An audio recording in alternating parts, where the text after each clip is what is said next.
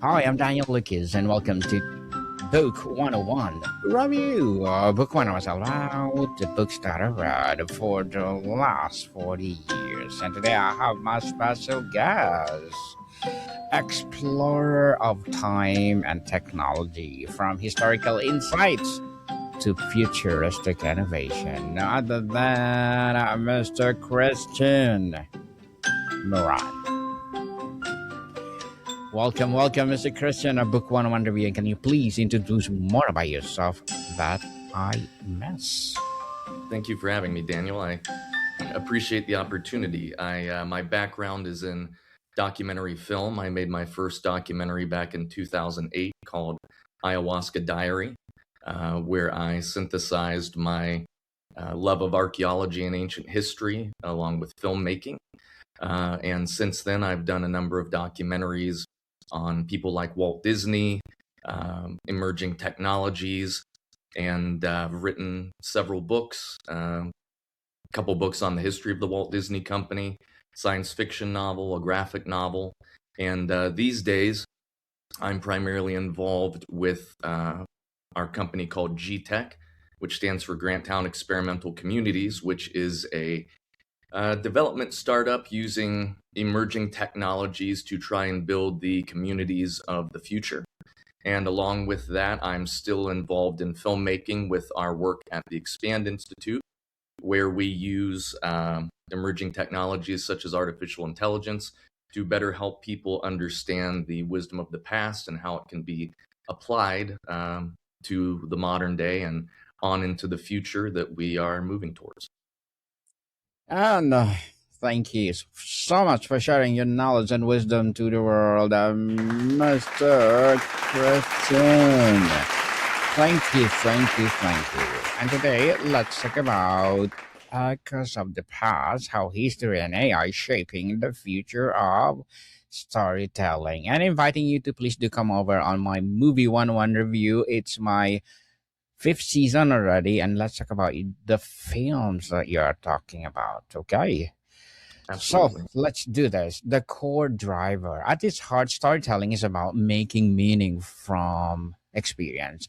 How does integration of AI not just change the tools of storytelling, but potentially challenge or expand our very understanding of what the story is?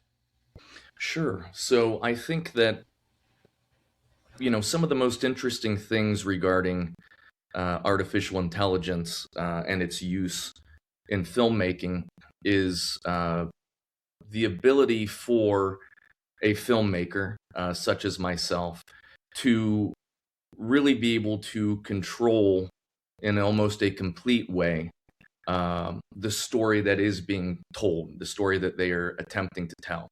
Historically, obviously, films are the most expensive artistic medium. It costs a lot of money to make a film, and it takes a lot of people working together in concert to bring that film into reality. And as a filmmaker, sometimes that can be great because you're forced to work with other people and their artistic talents come together and something else comes out of that. But from a purely artistic perspective, from the filmmaker, sometimes that original vision can be lost as more and more visions are compounded on top of one another. So one of the interesting things I think about AI being used by filmmakers is the ability really to control completely that narrative that they are attempting to tell and that vision that they are attempting to get out. And I also think it really is democratizing the ability to make films. As I said before, it's a very expensive artistic medium.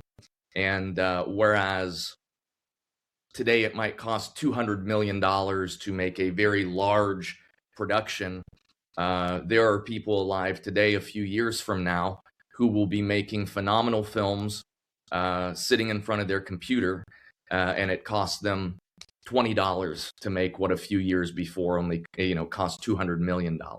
So I think that that's some of the most interesting to me things that are happening with AI technologies in filmmaking is really the ability for everyday people who lack the resources to create films will really be able to go out there and make amazing films that have never been seen before.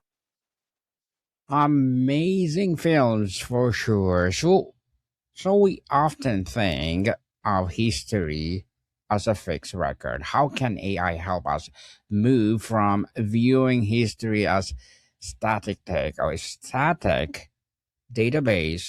to experiencing the dynamic and multi-perspective simulation of a human experience?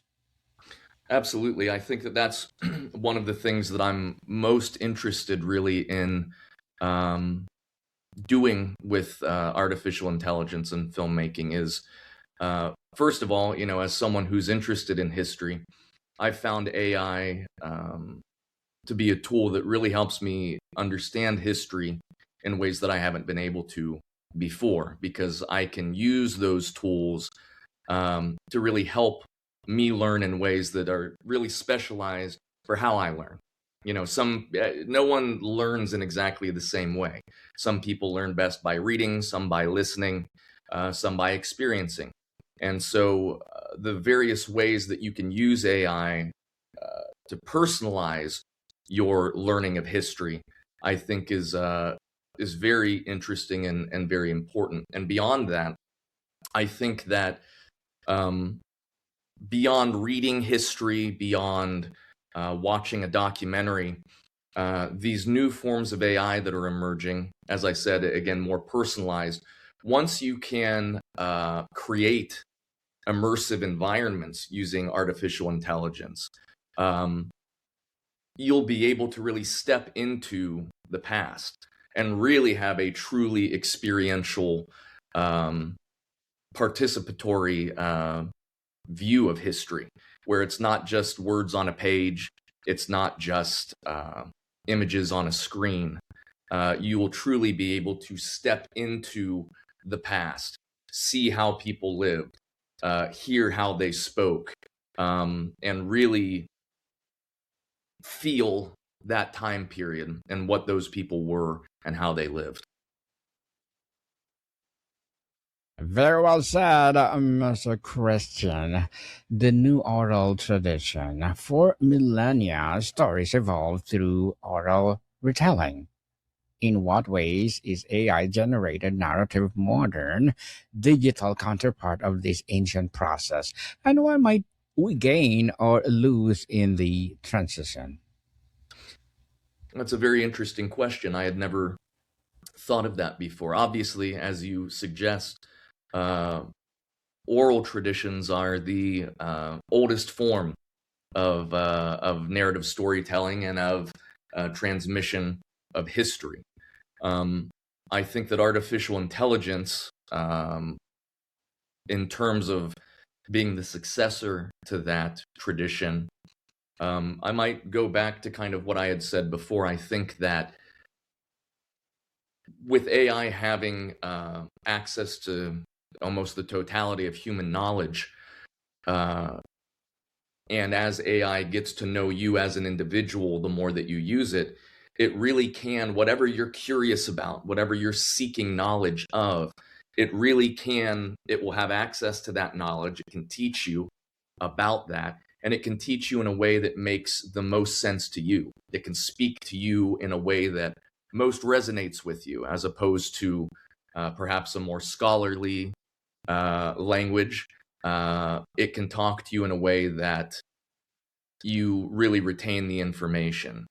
And when you ask about the kind of divide or the area that we're moving into with that, what we might lose, I think the most concerning thing regarding artificial intelligence right now is really the corporations that own those platforms and have created those platforms, and what the information that they might not want duplicated or replicated or extended to people. And so I guess censorship of one form or another is always the most concerning thing. And so that would be my primary concern going forward, is if people give their I don't want to say give their knowledge, but give away their learning completely towards artificial intelligence. There is that threat that those who control the AI would disallow some aspects of historical knowledge or historical fact to be passed down to others. And so I would say that that's my greatest concern regarding AI and education.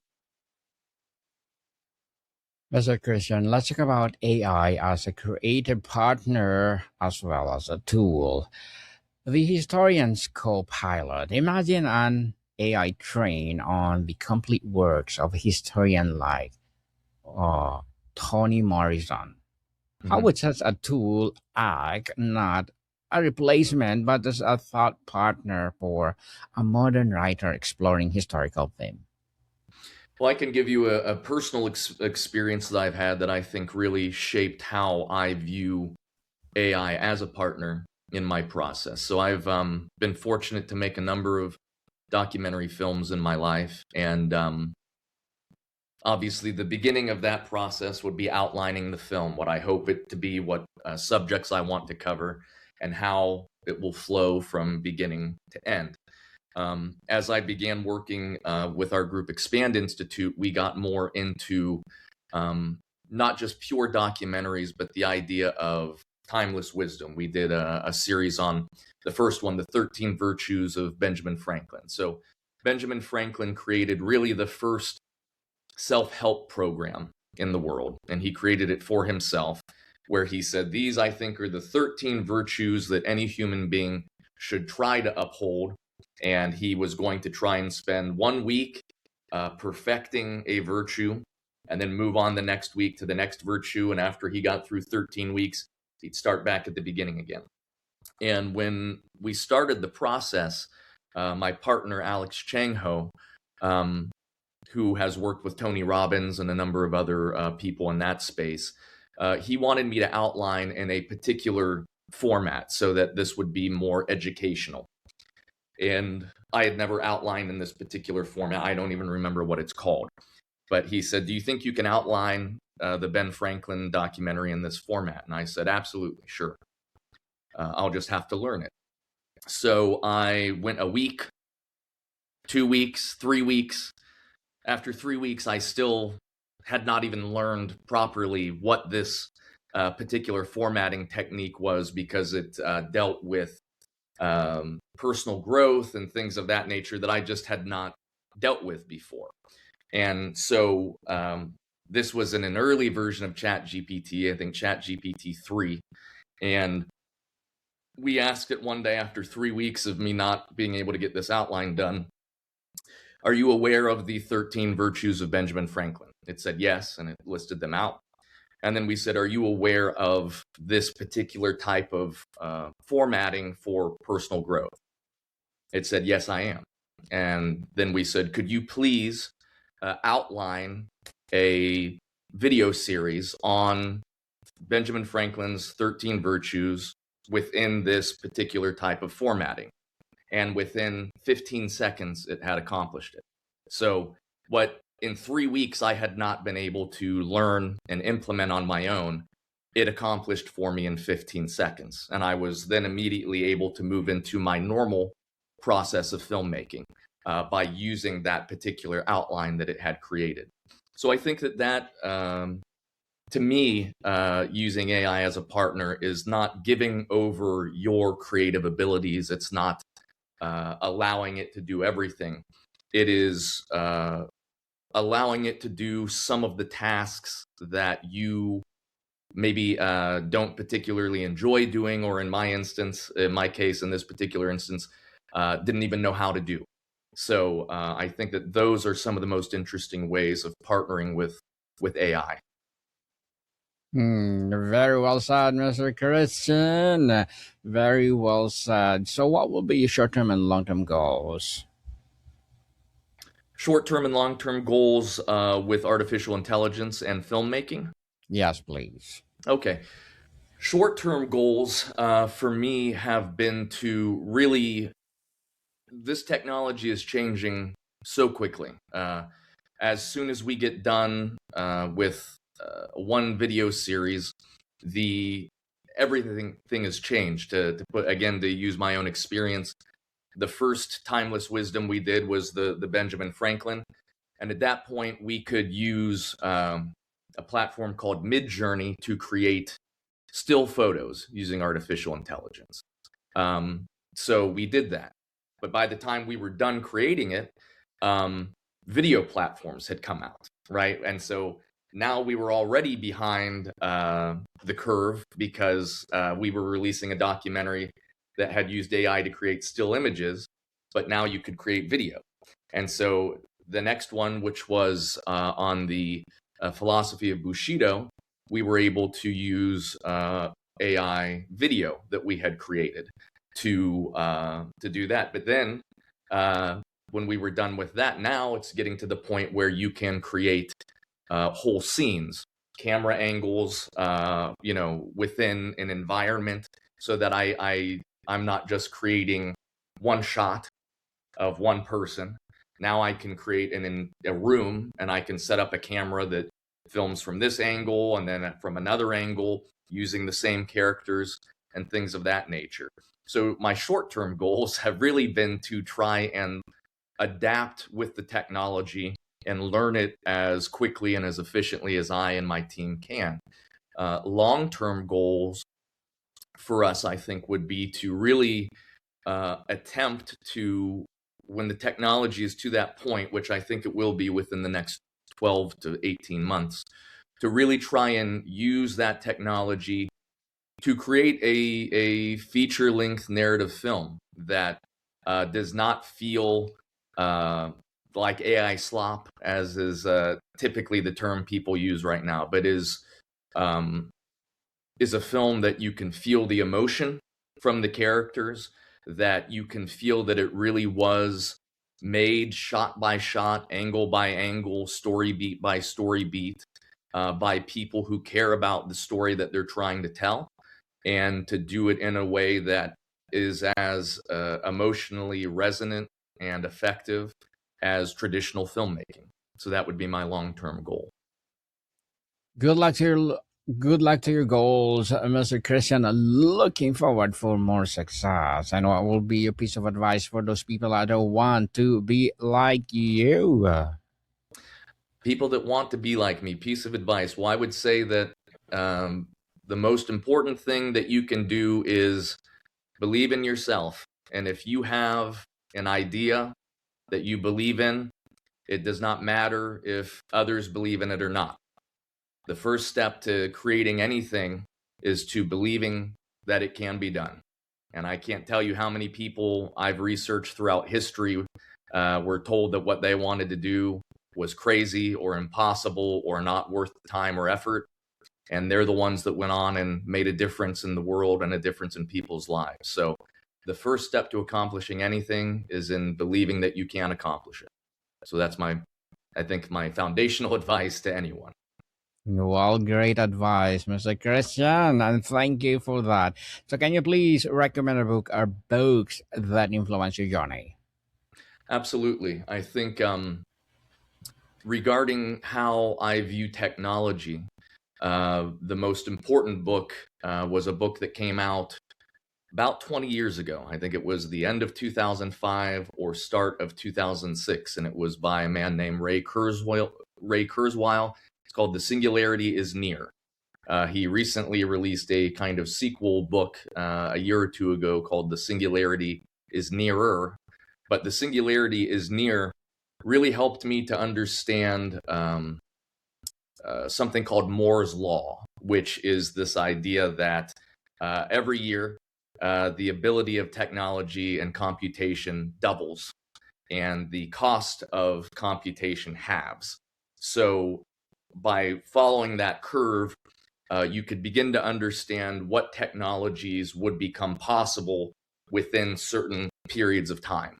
And so it really helped me to understand what technologies were coming down the line, when those technologies would begin to really have an effect on society. And it helped me really prepare for where we are today with artificial intelligence and robotics. Um, there is a lot of disruption that is happening, and it's only going to become more disruptive as we move into the future and these technologies become ever more powerful and ever more present in our lives. And so I think that as a species, we're going to have a lot of questions that we have to answer.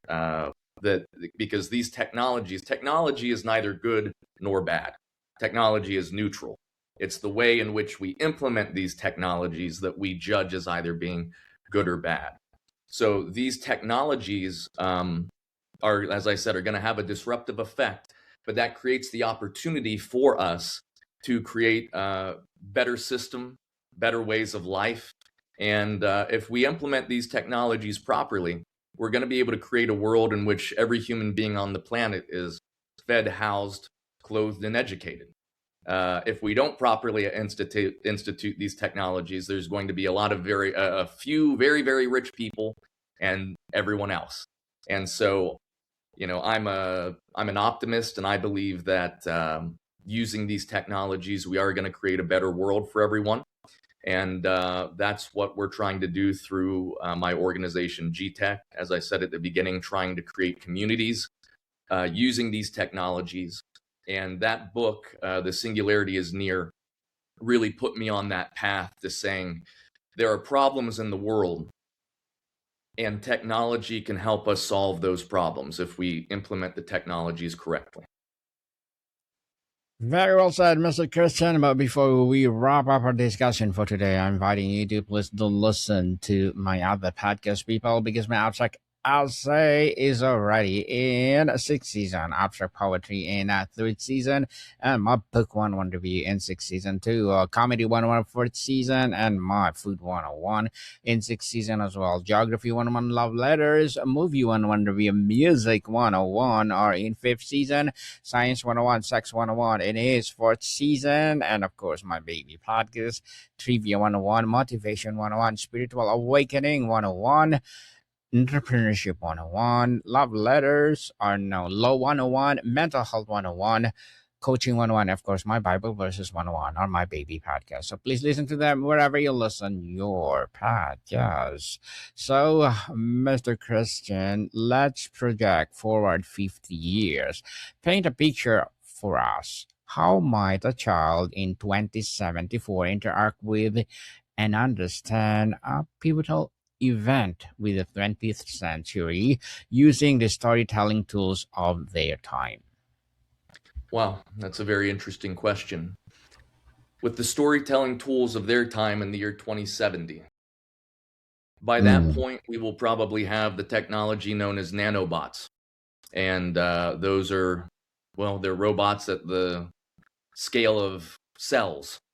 And most likely, there will be a great many people with those nanobots within their bodies, cleaning out their arteries, helping their body perform at its optimal.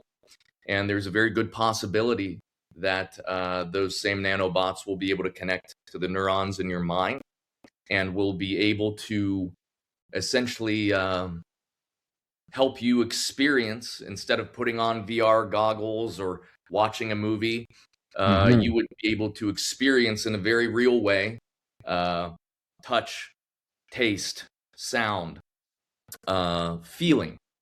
And they would be able to travel to any point in history using that technology. Again, even more so to experience that time, to eat the food and taste from that time or that culture, to be able to smell the streets that they're walking around in, so on and so forth, to see and hear the music from that time period, see and feel the clothing of that time period. And I believe that that will be what the filmmakers of the future will be using to help people experience. I like that technology, Mr. Christian. Hoping for that in the future. So, can you please invite our listeners to support your business, your advocacy, or whatever projects that you're doing right now? Absolutely. Thank you for the opportunity. If you're interested in learning more about the work that I'm doing or Granttown and GTEC, you can find us at granttown.org, GTEC, GTEC.org. And you can also find us on Instagram and our YouTube channel, which is granttown/GTEC. Yes, people, let's support Mr. Christian Moran because if you support him for sure, more and more advocacy like this to rise. So, Mr. Christian, I'm inviting you to be part of my movie 101 review and let's talk about your movies that you are doing. What are the big difference from doing it with AI for the natural one? So, Mr. Christian, thank you so much for your time. Thank you, Daniel. I appreciate the opportunity. Modcom people, see you soon.